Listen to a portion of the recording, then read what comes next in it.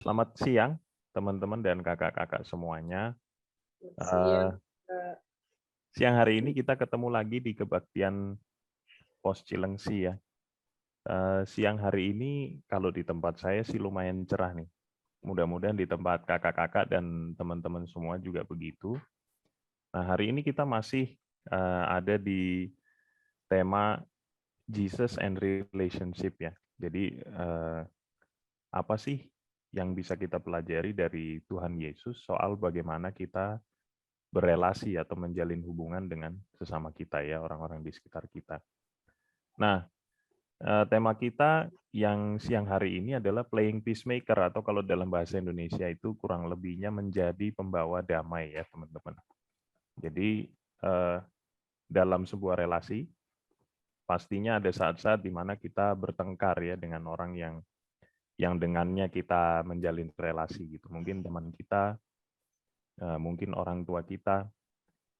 Tapi anyway, teman-teman, kita berelasi dengan orang lain itu pasti kayak ini ya, kayak air laut gitu, ada pasang surutnya. Jadi kadang-kadang kita hubungannya baik, kadang-kadang hubungannya renggang, kadang-kadang diwarnai canda tawa gitu ya, kadang-kadang juga ada kemarahan. Nah, pada saat kemarahan itu terjadi, bagaimana kita bisa menjadi pembawa damai ya? Apakah kita berarti nggak boleh marah? Apakah setiap kemarahan itu salah? Nah, ini nanti yang akan kita renungkan sama-sama. Oke, untuk mengawali kebaktian kita akan bernyanyi bersama-sama dari tempat masing-masing lagu Tiada Seperti Kau.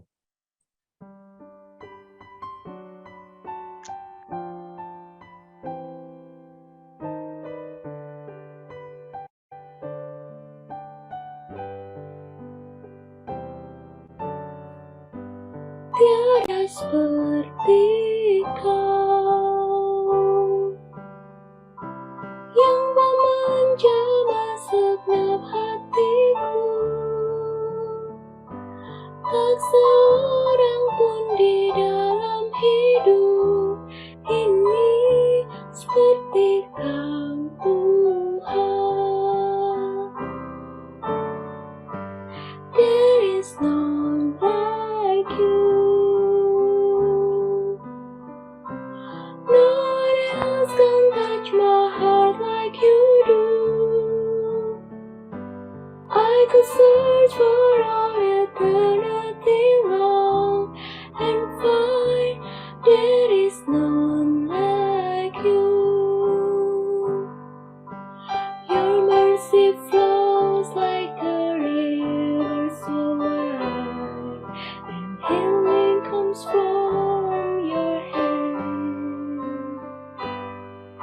And saving children are safe in your arms.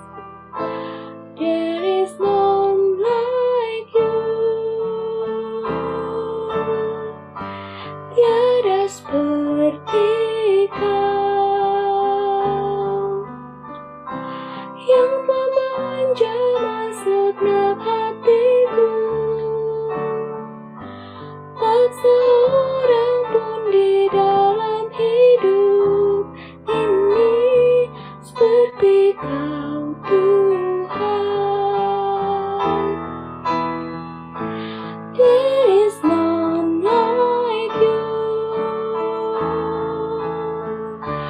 No one else can touch my heart like you do. I could search for all eternity long and find there is none like you. There is none like you.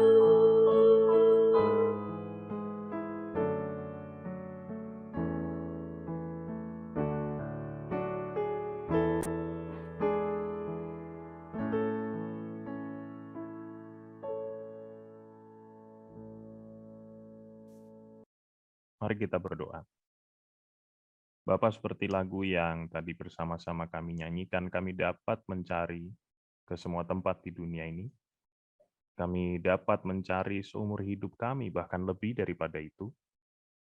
Kami dapat mencari sampai dengan akhir waktu, tetapi kami tidak akan dapat menemukan seseorang yang seperti Engkau, yang menjamah hidup kami seperti yang Engkau lakukan. Tuhan, kami mau mengawali kebaktian kami pada saat ini dengan sebuah keyakinan bahwa Tuhan selalu menyertai kami, Tuhan yang selalu menjaga dan menyertai hidup kami.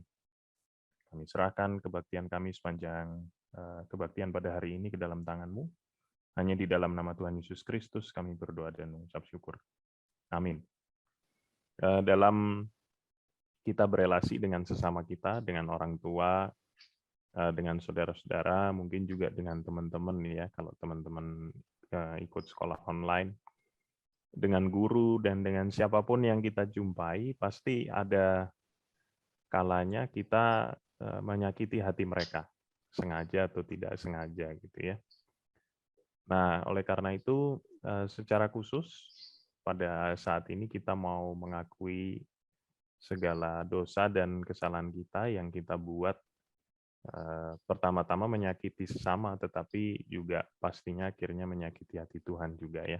Mari kita berdoa. Bapa, di dalam nama Tuhan Yesus Kristus, kami mengucap syukur untuk orang-orang yang Tuhan tempatkan di sekitar kami, sehingga kami bisa berhubungan, bisa menjalin relasi dengan mereka. Ampuni kami kalau di tengah kesempatan yang Tuhan berikan itu, kami menyakiti hati mereka, kami melukai hati Tuhan juga lewat pikiran, perkataan, dan perbuatan kami yang salah kepada orang-orang yang Tuhan izinkan kami untuk berelasi dengannya. Di dalam nama Tuhan Yesus Kristus kami berdoa. Amin.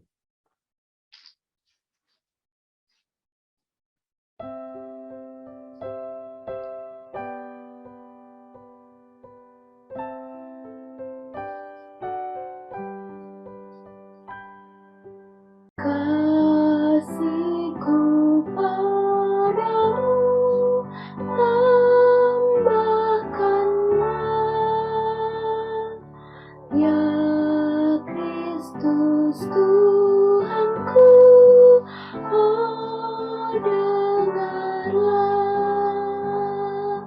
Ku mohon tak henti, tambahkan kasihku makin besar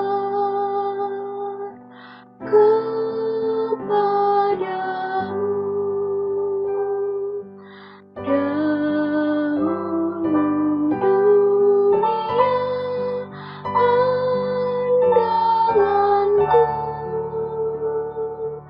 kini Engkau Tuhan harapanku.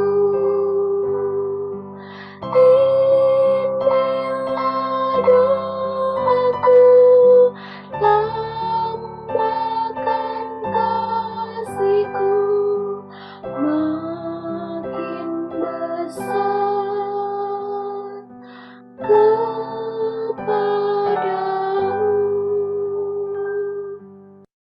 Kita akan bersama-sama mendengarkan firman Tuhan yang akan dibawakan oleh Kak Okta. Silakan Kak Okta.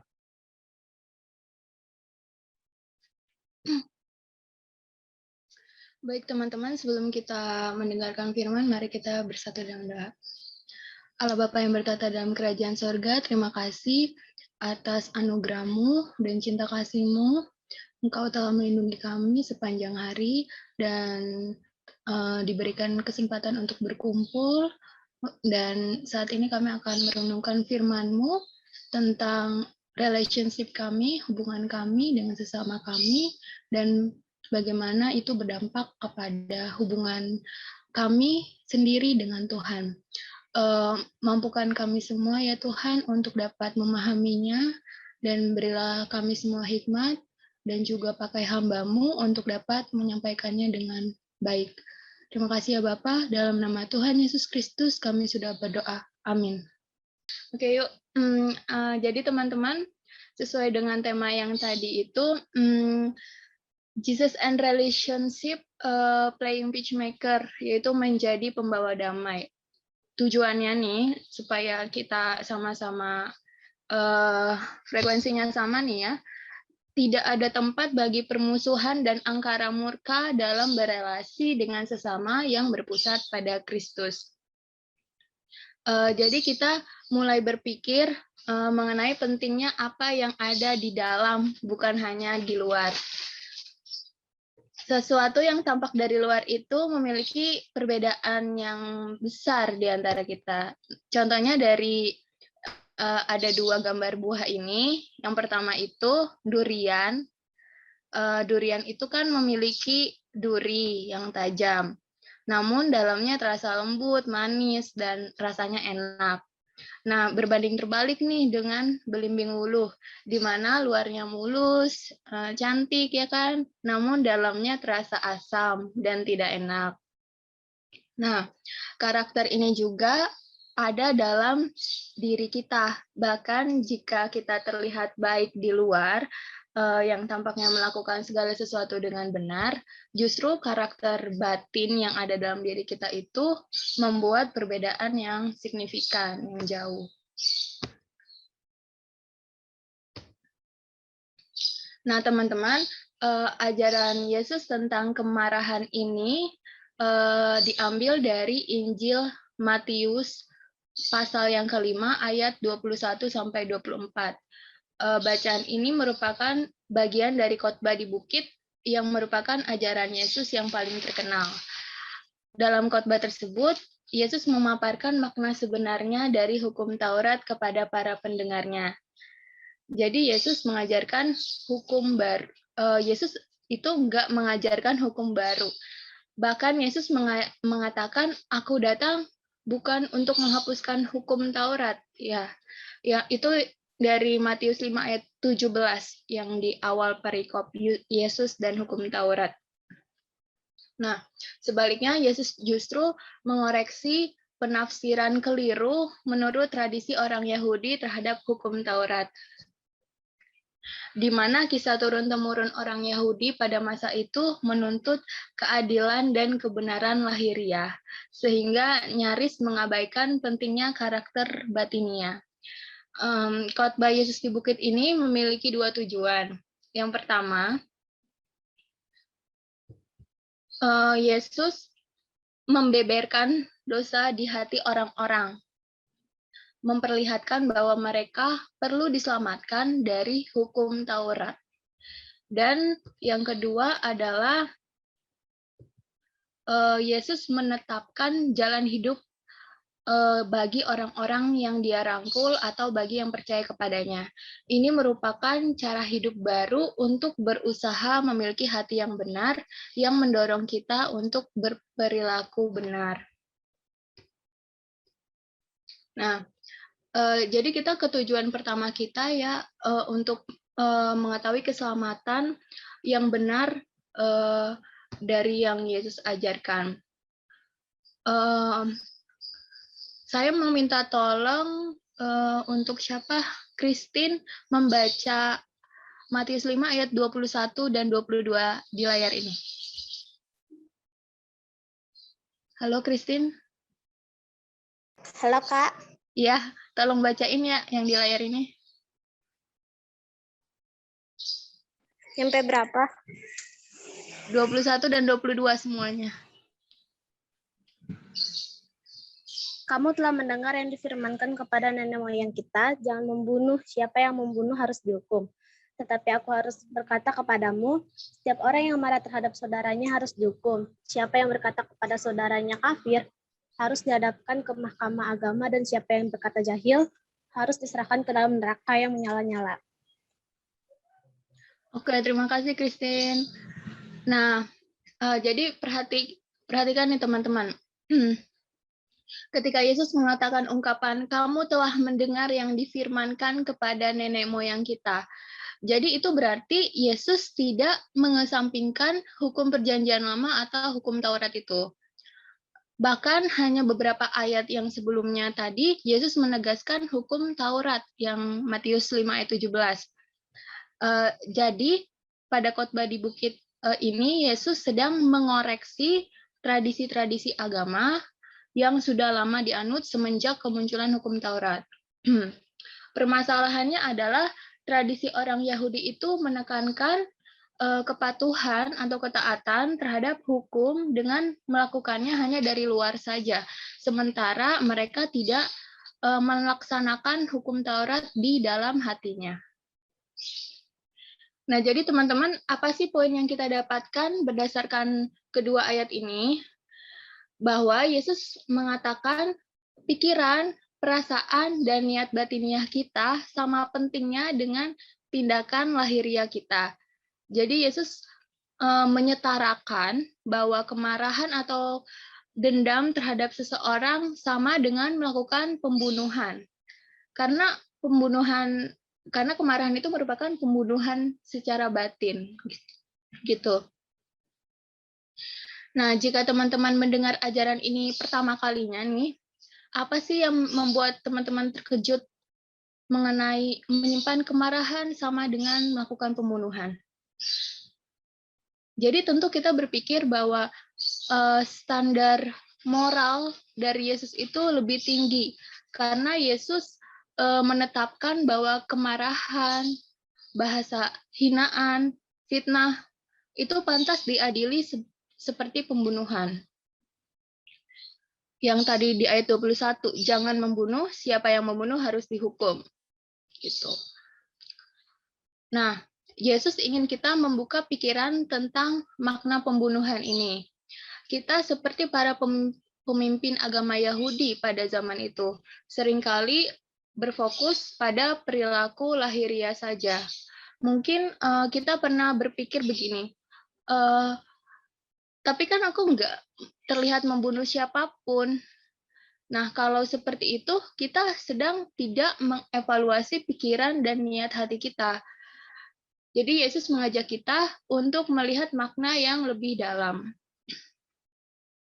Nah, dari bacaan tadi,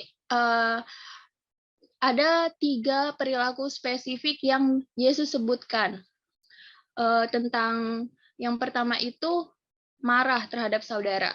Jadi saudara di sini itu dalam arti manusia lain juga ya. Terus yang kedua kafir. Dan yang ketiga menyebut saudara atau orang lain bodoh. Jahil itu artinya bodoh gitu ya. Nah, amarah ini akan membawa kita untuk mencelakakan atau menyakiti orang lain. Kalau kafir itu maksudnya adalah perkataan menghina dan keluar dari kesombongan. Sementara jahil adalah perkataan yang penuh rasa dendam yang berasal dari kebencian. Intinya, Yesus memerintahkan kita untuk tidak mengucapkan kata-kata yang merendahkan, menghakimi, dan menyakiti orang lain. Karena itu sama dengan kita membunuh karakter seseorang. Tentu masih tidak masuk akal ya, sulit bagi kita kemarahan dihukum seperti melakukan pembunuhan. Nah, gimana sih kalau teman-teman remaja itu menyatakan kemarahan terhadap orang lain? Pada umumnya itu mungkin cara mengekspresikan kemarahannya dalam bentuk penghinaan, kata-kata kotor, komentar yang negatif di sosial media, bullying, atau penindasan, dan lain sebagainya. Nah, tentunya dari kemarahan itu ada konsekuensinya. Konsekuensi dari kita menghina orang lain. Dampaknya adalah kita menyakiti orang lain dan membuat image diri kita sebagai orang jahat. Yang jelas, menghina orang itu selalu menyakiti hubungan, karena menghina dapat menyerang karakter orang lain. Nah, dengan cara apa sih teman-teman remaja dapat menyerang karakter orang lain? Bisa dengan cara menyebarkan rumor, hal yang tidak benar, bergosip, mengkhianati kepercayaan seseorang, melebih-lebihkan kesalahan orang lain supaya dirimu terlihat lebih baik, dan macam-macam lainnya. Nah, sebagai manusia, wajar kita marah pada situasi yang nggak menyenangkan. Namun kemarahan itu menjadi dosa apabila kita marah tanpa sebab, tanpa ada yang memancingnya. Lalu kita marah tanpa tujuan yang baik, hanya sekedar untuk memamerkan kekuasaan, nafsu kedagingan, menunjukkan kekesalan kita pada orang lain, dan membalas dendam. Lalu dosa juga jika kita marah tanpa batas. Kita keras kepala, kita keras kepada kemarahan kita kasar, kita mengamuk dan sampai bertindak jahat, lalu menyakiti orang yang tidak kita sukai. Jadi konsekuensi kita menyerang karakter seseorang itu adalah dapat menghilangkan pertemanan, kehilangan kesempatan untuk mengembangkan diri, atau bahkan kehilangan reputasi. Nah, bagi orang yang menyerang karakter seseorang, dia akan dihukum dan ditempatkan di bawah penghakiman. Karena perbuatannya itu dosa, yang menerima penyerangan itu karakternya dibunuh oleh hinaan, kan? Dan dosa akan memengaruhi hubungan kita dengan Tuhan dan sesama. Jadi setujukah teman-teman dengan Yesus bahwa sikap dan pikiran batinnya kita sama pentingnya dengan perilaku lahiriah kita? Nah, jujur saja nih, sebagian besar dari kita tidak pernah bisa membayangkan melakukan pembunuhan. Karena kita tahu pembunuhan itu mengerikan dan keji. Kita malah sering membenarkan diri sendiri dengan fakta bahwa kita tidak pernah membunuh siapapun. Kita tidak bisa melakukan perbuatan itu karena ya itu dosa gitu. Nah, problemnya adalah menurut ajaran Yesus kita juga mungkin bersalah karena membunuh melalui kemarahan batin itu bisa berupaya mencelakai orang lain. Sampai di sini yang perlu teman-teman pahami adalah bahwa Yesus tidak secara harfiah mengatakan kamu bersalah atas pembunuhan di mata Allah. Namun tujuan pertama ajaran Yesus ini adalah untuk membantu kita melihat dan memahami bahwa kita bersalah di hadapan Allah, sama bersalahnya seolah-olah kita telah membunuh seseorang. Kemarahan kita terhadap orang lain adalah dosa, sama seperti pembunuhan adalah dosa. Tetapi ada tujuan kedua dalam pengajaran Yesus ini, yaitu memberi kita jalan hidup yang baru. Yesus ingin kita menyadari bahwa tidak ada ruang bagi amarah dan permusuhan dalam hubungan yang berpusat pada Kristus. Masalahnya adalah kemarahan yang tak terselesaikan itu dapat memengaruhi hubungan kita dengan orang lain dan juga hubungan kita dengan Tuhan.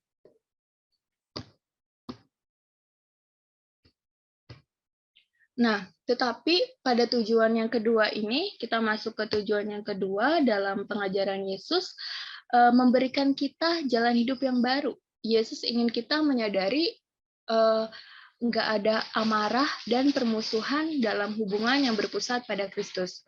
Teladan apa yang Yesus berikan tentang memiliki hati yang bebas dari kemarahan?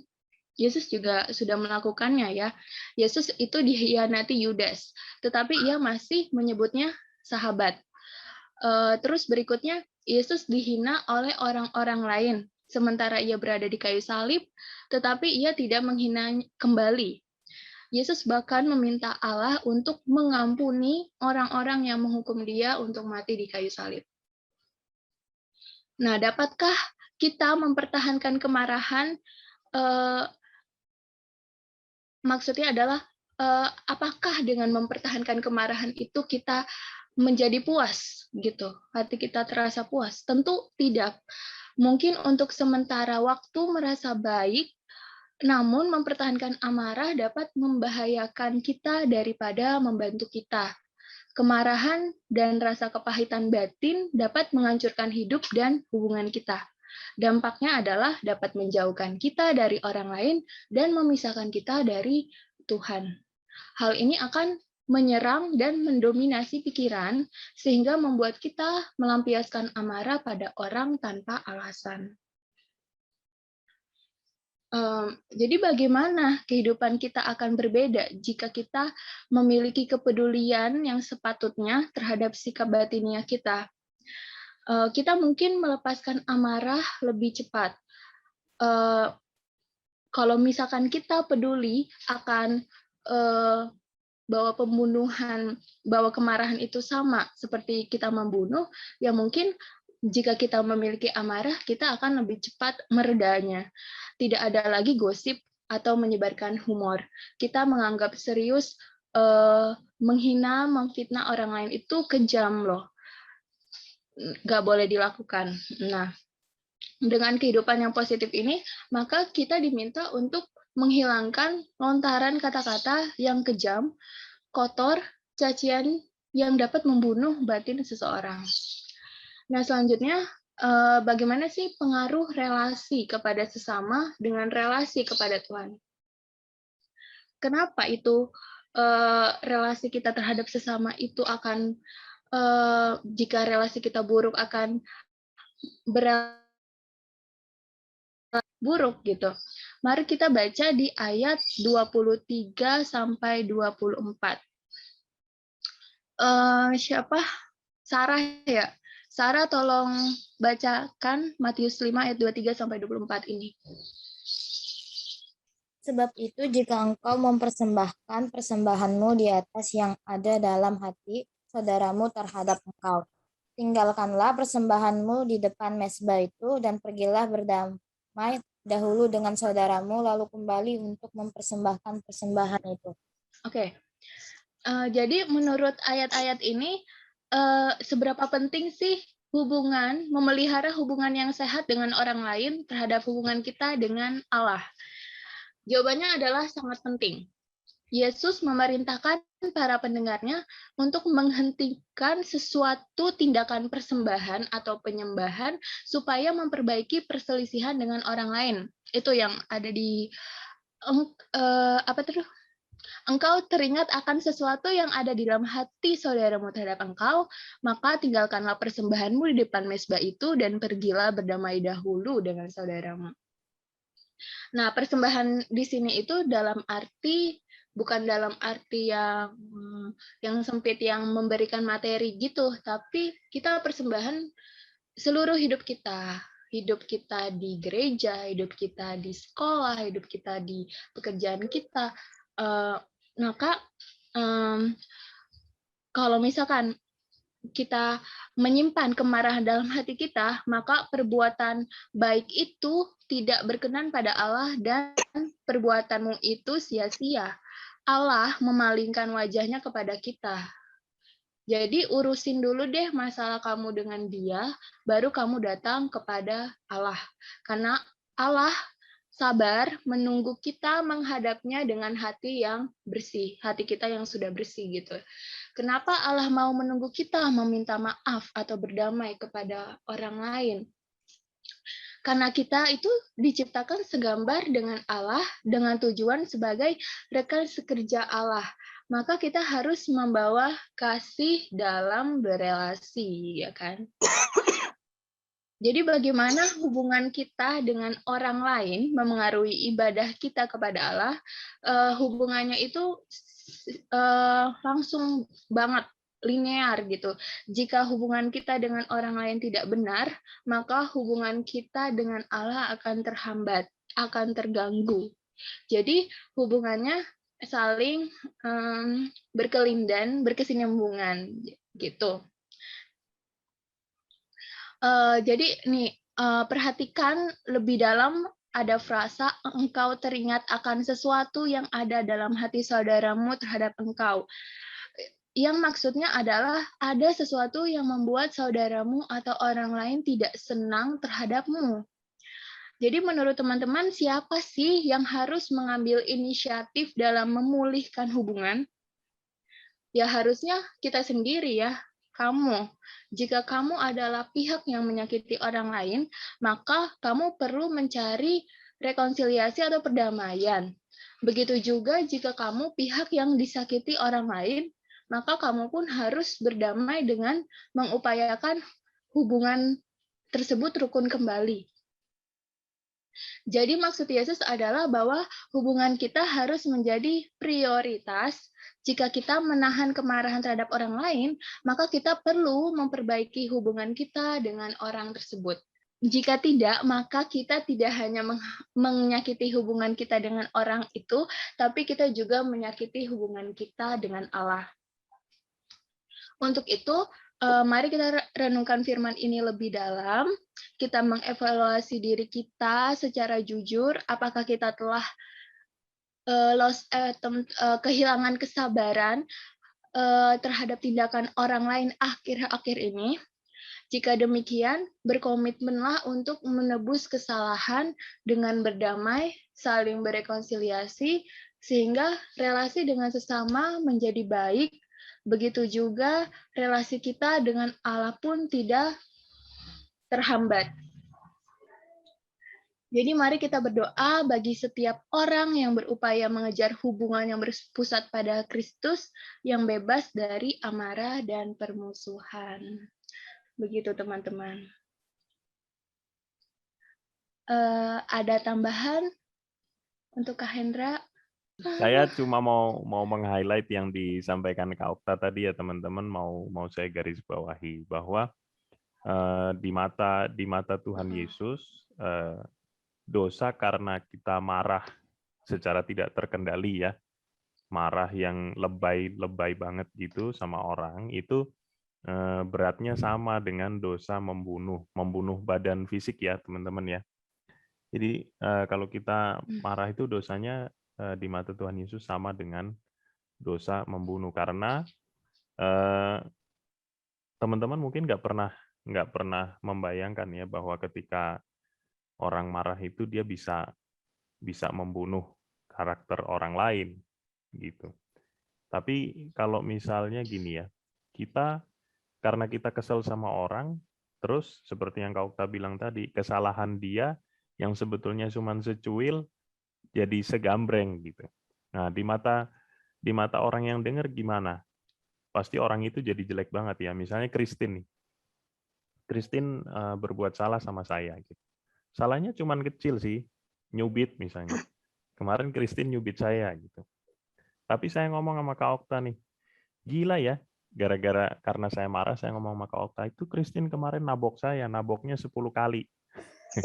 Maka menurut Christine, gimana tanggapan Kak Okta tentang Christine sekarang? Tadinya Kak Okta berpikir, oh Christine anak manis, anaknya ramah, tapi setelah dengar cerita dari saya, gara-gara saya marah sama Christine nih dicubit, terus saya bilang saya ditabok sama Christine 10 kali, menurut Christine, pandangan Kak Okta ke Christine sekarang gimana setelah dengar cerita saya? Nah, pastinya dari yang tadinya Kak Okta berpikir, oh Christine anaknya baik, ramah, rajin menabung, tidak sombong gitu ya. Sekarang jadi, wah gila ternyata Christine anaknya sadis. Sadis kayak lagunya Afgan ya. Jadi akhirnya itu yang disebut sebagai pembunuhan karakter ya teman-teman. Sesuatu yang membuat nama kita menjadi jelek di mata orang lain. Jadi kalau kita membunuh, itu kita membunuh secara fisik gitu. Kalau marah yang lebay, itu kita bisa membunuh karakter. Karena orang yang tadinya baik di mata orang lain, kalau kita ceritakan kesalahannya secara berlebih-lebihan, kayak tadi nyubit dibilang nabok, naboknya 10 kali lagi, itu akan jadi, nama orang itu akan jadi jelek. Jadi karakternya sudah mati. Karakter Sarah Christine yang tadinya manis itu berubah menjadi karakter Christine yang sadis. Jadi di mata Tuhan, dosa karena marah secara tidak terkendali sampai mengatakan kafir, jahil, itu beratnya sama dengan dosa membunuh. Gitu Kak Okta, terima kasih. Oke. Jadi teman-teman, mari kita berkomitmen untuk terus mengupayakan perdamaian dengan relasi kita dengan sesama yang berpusat kepada Kristus. Jadi kita tutup dalam doa ya teman-teman. Mari kita berdoa. Allah Bapa yang bertata dalam kerajaan sorga, Engkau sungguh baik. Kami bersyukur memiliki Engkau yang mengampuni kami tanpa batas. dan kami juga saat kemarahan melanda hati kami yang tidak terbatas, kami juga ingin berupaya untuk memulihkan kembali hubungan kami dengan sesama kami, supaya kami bisa memancarkan kasih Kristus di tengah kehidupan ini. Dan hidup kami pun bisa menjadi damai seperti di dalam sorga. Terima kasih ya Bapa, dalam nama Tuhan Yesus Kristus kami sudah berdoa. Amin. Oke, kembalikan ke Kak Hendra. Baik, saya persilakan kepada Ibu Penatua Ito untuk memimpin kita dalam pengakuan iman rasuli, Bu. Umat Tuhan bersama dengan umat Allah di masa lalu, masa kini, dan masa depan, marilah kita mengaku pengakuan iman kita menurut pengakuan iman rasuli yang demikian. Aku percaya kepada Allah, Bapa yang Maha Kuasa, Khalik langit dan bumi, dan kepada Yesus Kristus, anaknya yang tunggal Tuhan kita, yang dikandung daripada Roh Kudus, lahir dari anak darah Maria, yang menderita sengsara di bawah pemerintahan Pontius Pilatus, disalibkan, mati dan dikuburkan, turun ke dalam kerajaan maut. Pada hari yang ketiga, bangkit pula dari antara orang mati, naik ke surga, duduk di sebelah kanan Allah, Bapa yang Maha Kuasa, dan dari sana ia akan datang untuk menghakimi orang yang hidup dan yang mati. Aku percaya kepada Roh Kudus, gereja yang kudus dan am, persekutuan orang kudus, pengampunan dosa, kebangkitan orang mati, dan hidup yang kekal. Silakan duduk kembali. Oke, teman-teman. Sekarang tiba saatnya kita membawa persembahan kita kepada Tuhan. Nah, persembahan ini bisa dilakukan dengan dua cara ya, teman-teman. Teman-teman bisa men-scan QR code yang ada di layar teman-teman pada saat ini dengan aplikasi yang ada di handphone teman-teman ya, boleh Gojek, Dana, dan lain sebagainya. Atau dikumpulkan dulu juga boleh, nanti bisa dengan bantuan orang tua mentransfer atau menyerahkannya ke gereja pada saat ada kesempatan ya. Untuk mengiringi persembahan kita akan bersama-sama menyanyikan lagu Kiranya Bangsa-Bangsa Bersyukur Padamu.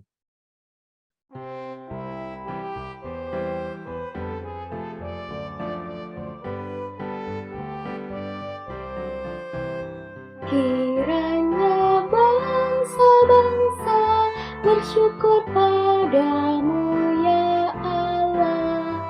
Kiranya bangsa-bangsa semua bersyukur hanya padamu. Kiranya bangsa-bangsa bersyukur padamu ya Allah. Kiranya bangsa-bangsa semua bersyukur hanya padamu. Kiranya Allah mengasihani kita dan juga memberkati kita. Kiranya Tuhan menyinari kita, Dia sinari dengan wajahnya. Kiranya bangsa-bangsa bersyukur padamu ya Allah. Kiranya bangsa-bangsa semua bersyukur hanya padamu. Dan tanah pun telah memberi hasilnya, ya Allah memberkati kita. Segala ujung bumi takut akan Dia, Allah kita memberkati kita. Kiranya bangsa-bangsa bersyukur padamu ya Allah. Kiranya bangsa-bangsa semua bersyukur hanya padamu.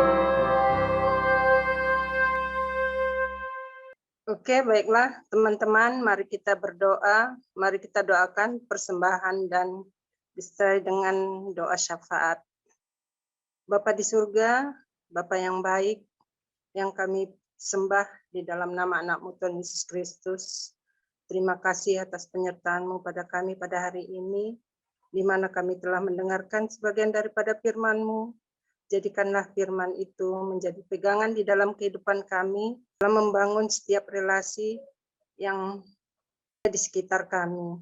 Bapa, pada saat ini kami telah mengumpulkan persembahan, kiranya berkati persembahan kami agar menjadi layak di hadapan-Mu dan dapat memperluas kerajaan-Mu di muka bumi ini. Pada saat ini juga kami berdoa, Bapa, doa syafaat.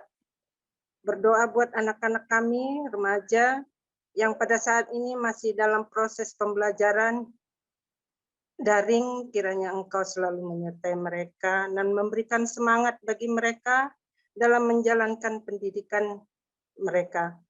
Kami juga berdoa buat Komisi Remaja, Pos Cilengsi, kiranya dapat bertumbuh dalam iman dan dapat saling peduli dan senantiasa semangat dalam melayani.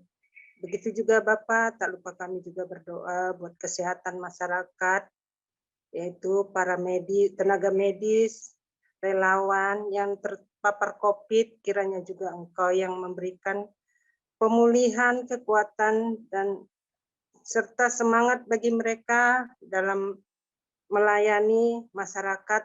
Begitu juga ketersediaan obat dan vitamin, kiranya dapat terdistribusi dengan baik dan lancar, agar kami semua dapat, masyarakat Indonesia yang terpapar, dapat menerima obat-obat dan vitamin tersebut. Tak lupa juga kami berdoa Bapak, target pemerintah untuk menangani vaksin, kiranya vaksin yang sedang berjalan dapat dirasakan oleh seluruh rakyat Indonesia. Begitu juga dengan pemerintah dan masyarakat bersatu menjalankan kebijakan dengan berhikmat serta disiplin terhadap protokol kesehatan. Inilah doa kami Bapa, hanya di dalam nama anak-Mu Tuhan Yesus Kristus kami berdoa. Amin. Iya. Baik, teman-teman dan kakak-kakak sekalian, tidak terasa bahwa kita sudah sampai di penghujung ibadah kita pada hari ini ya. Tadi kita sudah mendengarkan firman Tuhan tentang bagaimana kita seharusnya menjadi pembawa damai ketika hubungan kita dengan seseorang itu dipenuhi dengan kemarahan. Nah, kuncinya terletak pada lagu yang akan kita nyanyikan untuk mengakhiri ibadah kita ini, teman-teman ya. Aku hendak tetap berhati tulus. Oleh karena itu kita akan nyanyikan bersama-sama lagu dari NKB 193 ini.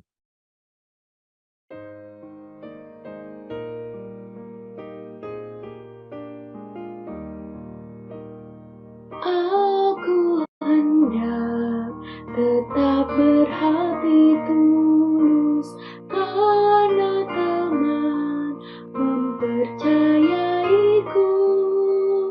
Aku hendak tetap berjalan lurus karena teman telah mengasihiku.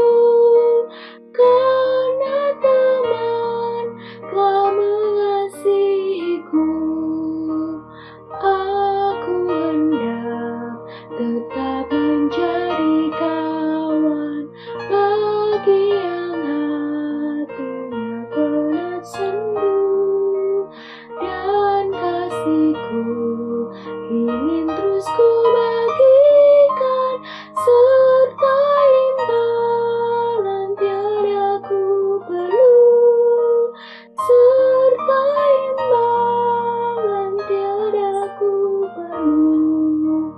Aku hendak tetap menaikkan doa dalam dunia yang sibuk dan cemas.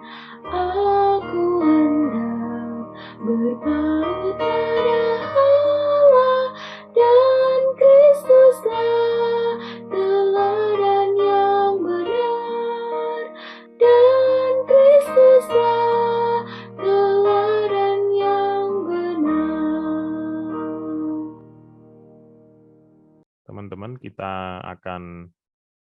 mengakhiri kebaktian kita pada saat ini, saya persilakan kepada Ibu Penatua Ito untuk memimpin kita dalam doa penutup dan menyampaikan berkat Tuhan. Mari kita berdoa. Ya Tuhan, terima kasih Tuhan untuk ibadah remaja Pos Cilengsi pada hari ini Tuhan.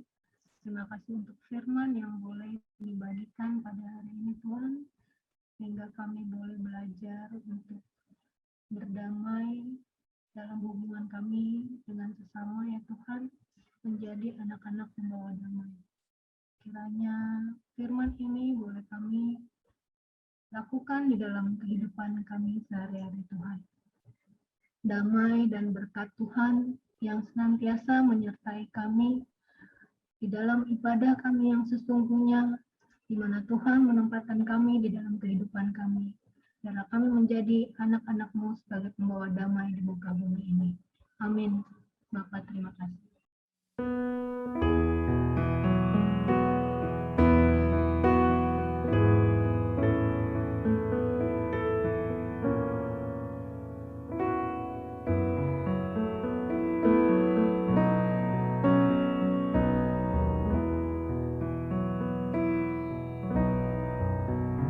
Bapa, terima kasih.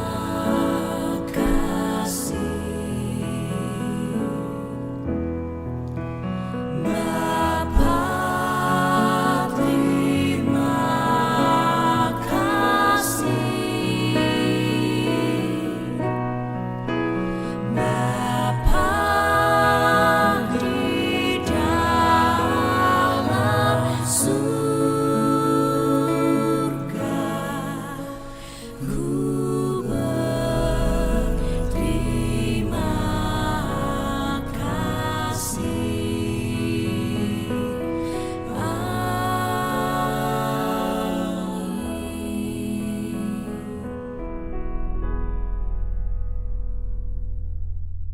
Terima kasih kakak-kakak, Bu Ito, Namaste. sama Kristi. Kak Endra, Terima kasih, Bu Ito, Kak Okta, Sampai jumpa minggu depan. Sampai ketemu minggu depan. Selamat Dah. minggu. Bu.